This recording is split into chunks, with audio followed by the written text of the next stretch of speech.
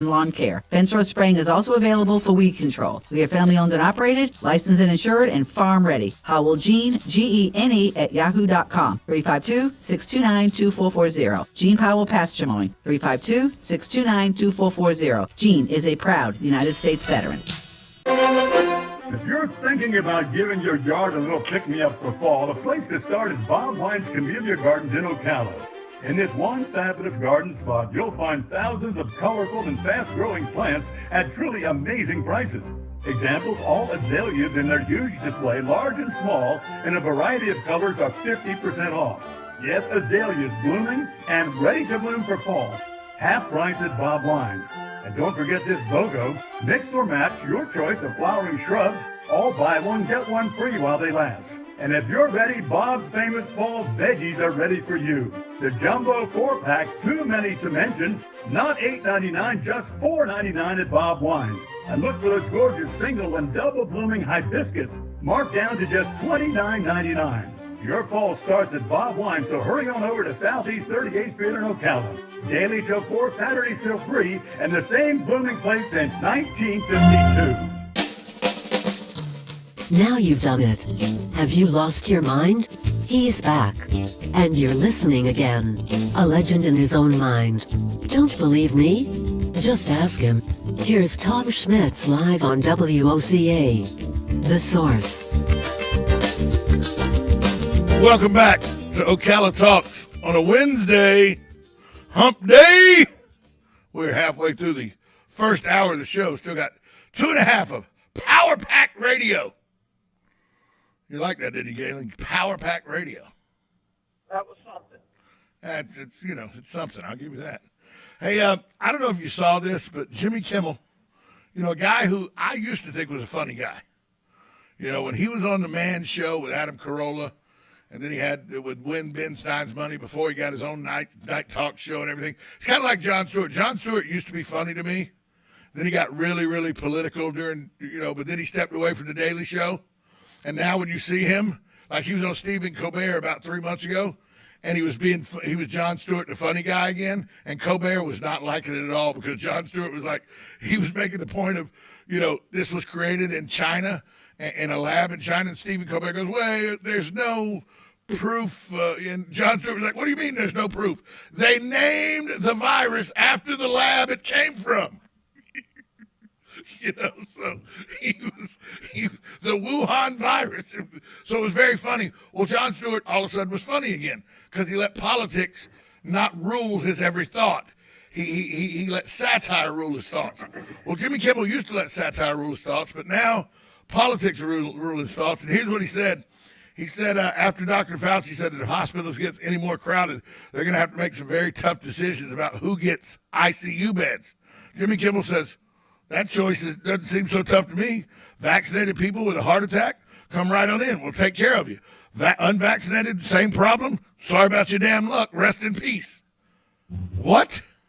So now just a heart attack victim, you let them die if they hadn't got vaccinated. You're too, in his words, you're so dumb that you didn't get vaccinated, your heart quit working, we're just going to let you die right there on the stretcher. How ignorant a statement is that? Yeah, there's a couple of things that are wrong with this thing. One is, first of all, it's illegal.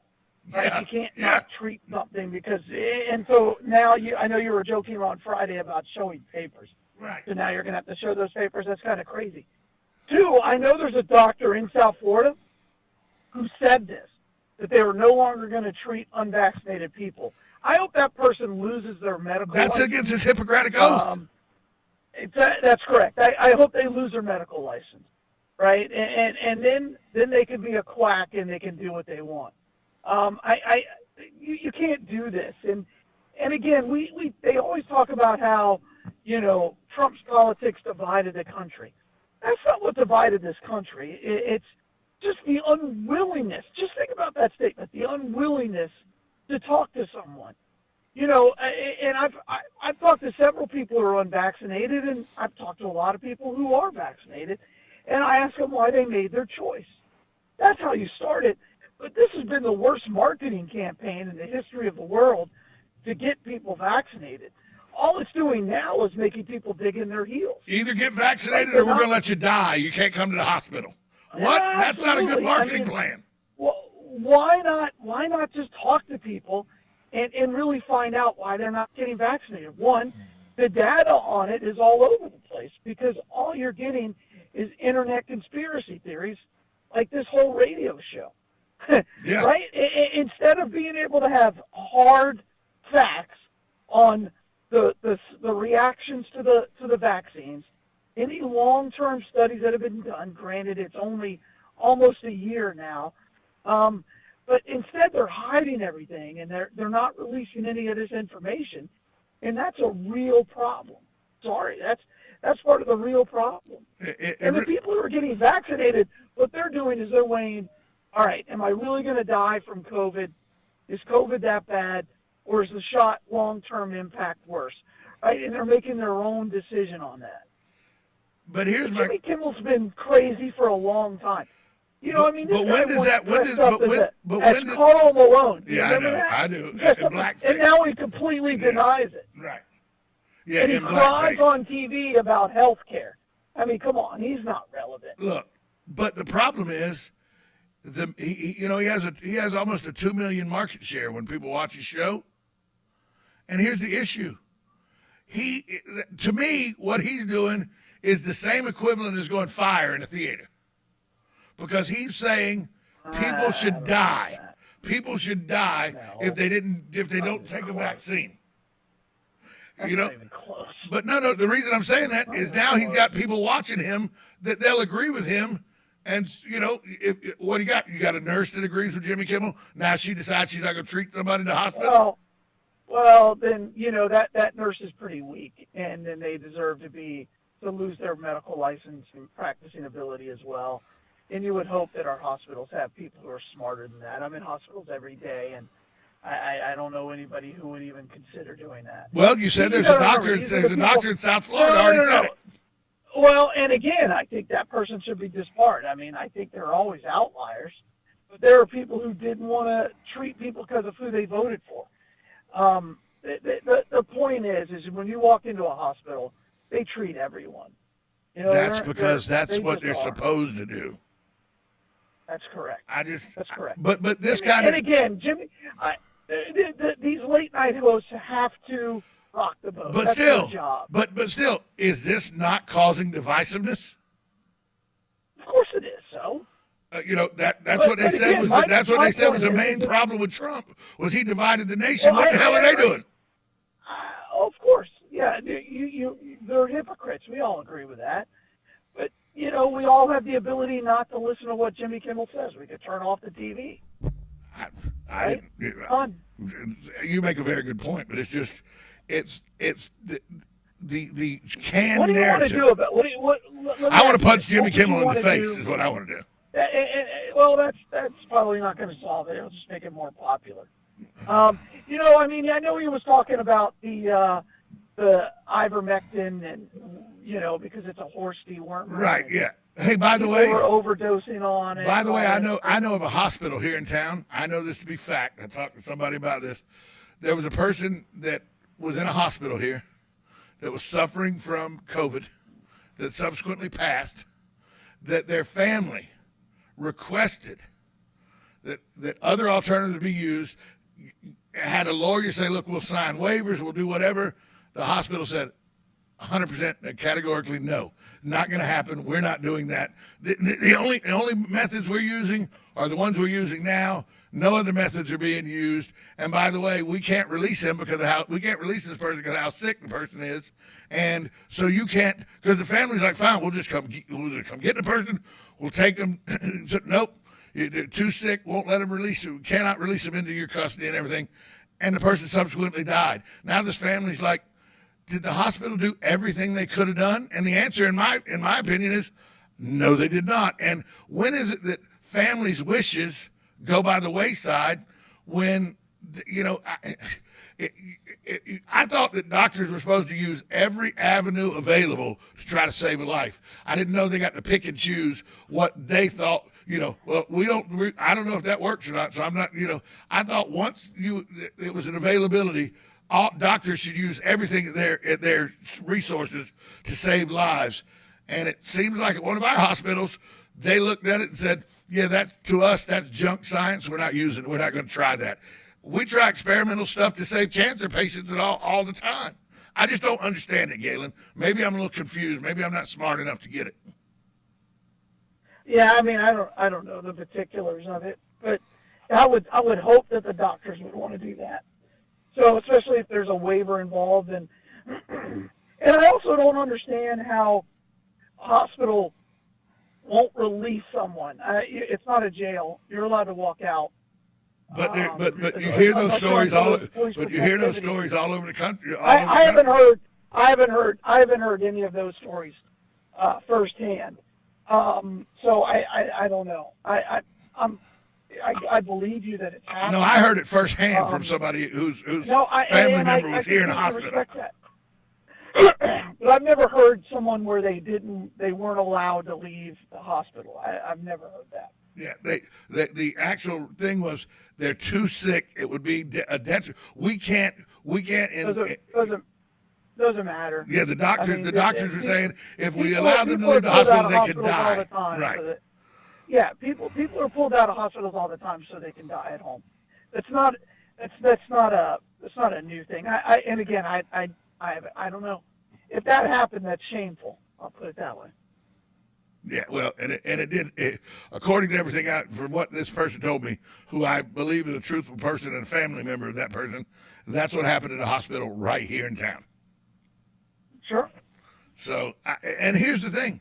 Once again, we're sitting here arguing about whether this should happen. We're not arguing about medicine. We're arguing about what propaganda is telling you, what works and what doesn't work. Because there's so little, we really just don't know, Galen. We just don't know. Well, again, as I said from the beginning, you got to release the information. Because all they're doing is just creating a void where people are putting their own opinions and ideas, and we know that doesn't work. And then it doesn't help that your social media platforms that you love so much that you just can't let go of, your addiction is so strong, that if you do post something, it's removed. So there you go. Until you can have an open discussion about anything, I think you're kind of living in somebody else's information little tube and they're controlling it. So, yeah. Let's switch gears because we're never going to solve this problem. So let's switch gears. Tom Brady, the GOAT. I don't even think that's arguable, and I'm not a Brady fan. I'll be the first one to tell you. My beloved Falcons succumbed to Tom Brady and his ability just to beat people, and so I'm not a Tom Brady fan. But I think Tom Brady gets this right. Tom Brady went to social media again yesterday to talk about the NFL's new number rule that is pointless, where people can change numbers every game. You could be number 11 this game. You could be number 14 next game. You could be number 17 next game. And Brady goes, I watch film now. Because of that, film watching is useless, because you watch film and you articulate your plans and all through watching film based off the numbers of the people you're watching on the film, and then they change those numbers before the next game. What good is film watching? I happen to agree with Brady on this one for one. If you allow players, and the Dallas Cowboys have said their defense will change numbers periodically throughout the year just so people can't effectively use film work to know who's where and everything. This is a rule that I think it hurts football. Yeah, I think it's a stupid rule. It's a dumb rule. I mean, that's something high school kids do. Yeah. Film watching is now useless. If I can be 55 in the first game, you watch 55, but then the next game I'm 44, and 55 is somebody else. Well, what good was your film watching? Yeah, what you're saying is absolutely true. I'm always amazed by why would the NFL allow this? I mean, do they think it's going to help marketing? You know why they do it at the high school level? Because they don't have enough jerseys. Right. right? Like their road jerseys are different than their home jerseys, and they just don't have enough numbers. What a bush league move that is. And as a player, you like the same number. I mean, they're the most superstitious people on the planet. But if I mean, if you're a defensive team, it would behoove you to change your numbers every time because now the offense has no idea where you're at. Yeah, well, I mean, I think they'll figure it out. I mean, you do play the same position. Well, yes, of course. So, but and the and they know kind of who you are and what you look like and your body shape and everything else. Like, I still think Tom Brady's going to know who the Mike is. Right, and who that defensive end who's trying to kill him is on the left side. Well, no, I get that, but your original reads and all are written until you get adjusted in a game. Correct. Your original reads are going to be off. First 2 or 3 series is going to be very, very difficult, and it doesn't have to be. It's just a stupid rule the NFL put in. It's a stupid rule, and it makes it hard for the fan. Right, and again, I just don't understand it. This is just idiotic. I mean, and the NFL has some. When you go and read the NFL rule book, there's some very, very dumb rules in the NFL. Like my go-to rule that I always think is the dumbest rule in the NFL. Do you know if your socks extend over 36 inches, you can get a personal foul penalty? An unsportsmanlike conduct penalty for your socks being too long. What the hell does that matter? But it's in the rule book. That's what this is to me. One of these dumb rules that, why is it in the rule book? I just don't understand. It can't be marketing. It's got to be there to confuse offenses and defenses. The only plus I can see. Yeah, that's it. It's anti-marketing. But again, it's the NFL. Hopefully they'll get it right and they'll figure this out and say this is kind of dumb. But I don't know. It's the NFL. Let me ask you this, because you've been all over the country. Your dad was a big time sports guy. You've traveled extensively in the military and everything. Most of my life has been spent. All my life has been spent in the Southeast, except for little jaunts here and there where I would go on vacation or maybe go. I lived in Chicago for 11 months, but that was for a work related thing. But all my life's been in the Southeast, which arguably or inarguably, depending on how you look on it, is college football king in the Southeast. Okay, there are professional teams in the Southeast, but college football is king in the Southeast. But so maybe I'm missing the boat, but this season that just started, it seemed like there was much more hype to me about last week's kickoff of the college football season, and the excitement's just not there for this week's kickoff of the NFL. Is that because I live in the Southeast, or do you think that's something that is probably more than just me living in the Southeast, that there's really that we're starting to turn a corner where college football may be becoming equal, if not above, professional football? Well, we're nowhere near that. We're nowhere near the NFL. The college football is like not even half of what the NFL audience is. I mean, it's not half. And again, we're not really. There is no one who's excited about the Jags. They're excited about seeing Trevor Lawrence play, but they're going to be an atrocious team. So, I don't agree with you outside of the Bucs. I mean, I look at what the Bucs are doing almost on a every other day basis. I'm excited about watching this Bucs team tomorrow night. So we'll see. And again, but the NFL builds.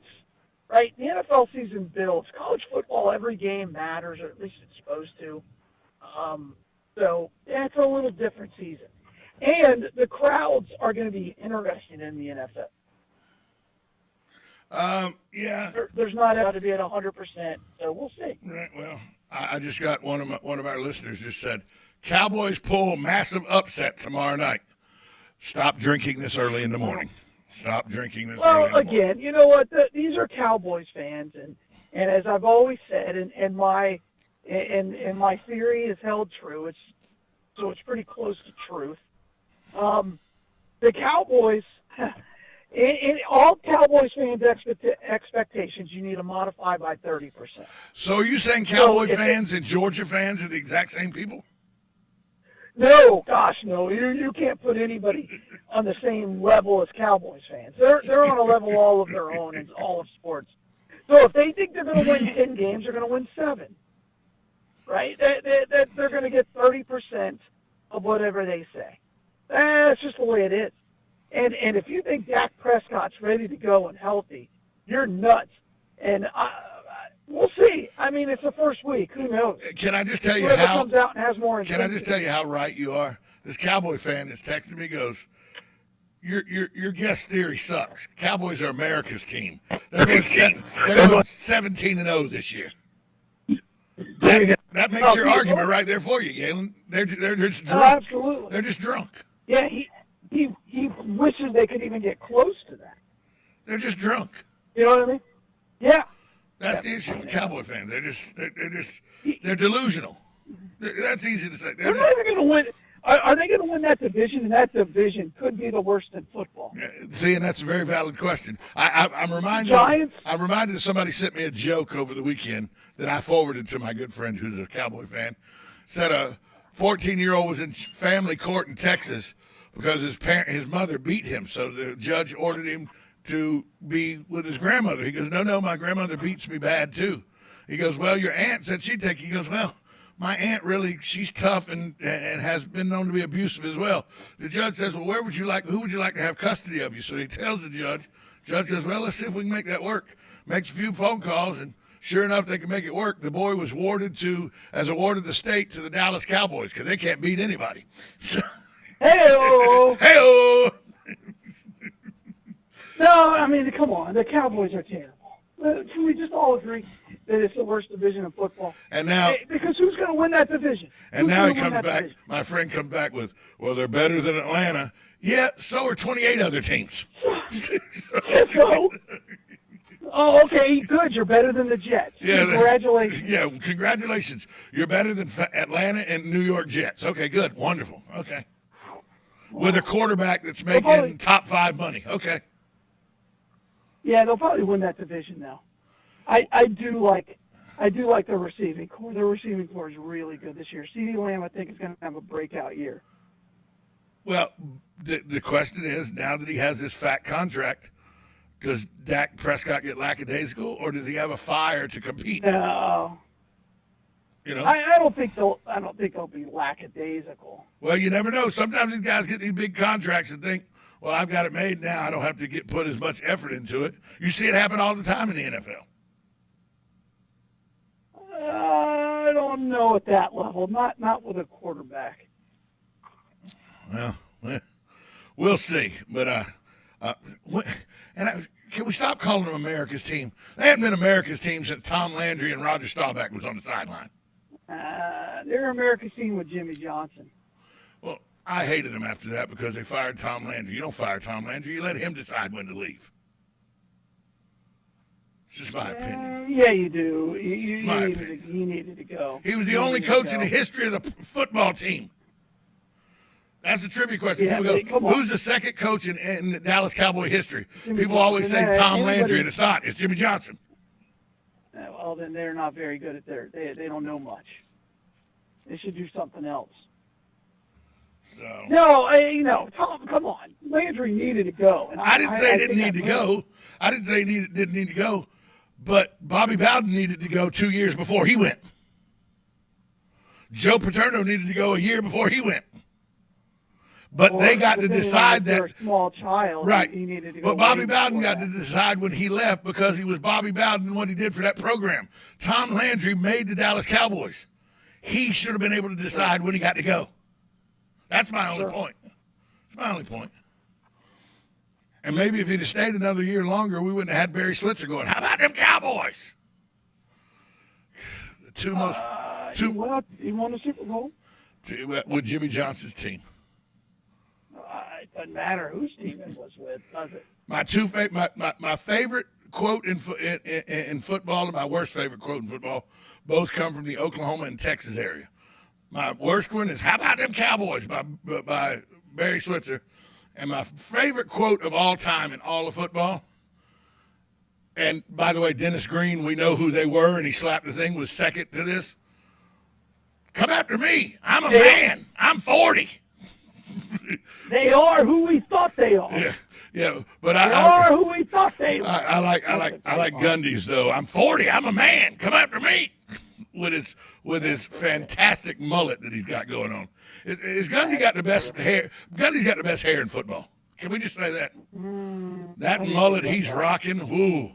Billy Ray Cyrus called. He wants his hair cut back. Yeah, that's probably true. That's probably true.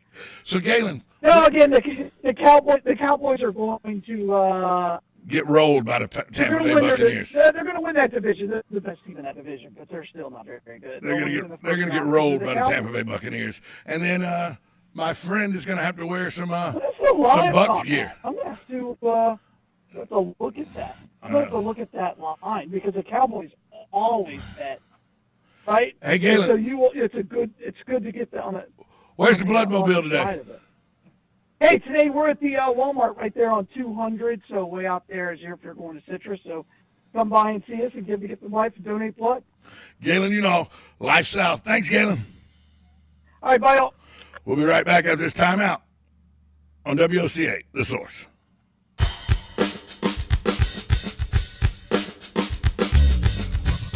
Broadcasting from the Ocala International Airport, this is WOCA AM, W242CA FM, Ocala, 1370 AM, 96.3 FM, The Source. USA Radio News with Lance Pride. 4 of the 5 Guantanamo Bay detainees set free by President Barack Obama are now high-ranking officials in the new all-men Afghanistan government. Ohio Congressman Jim Jordan on Fox News says this is just par for the Biden administration. It shouldn't surprise us. I mean, I'm thinking about the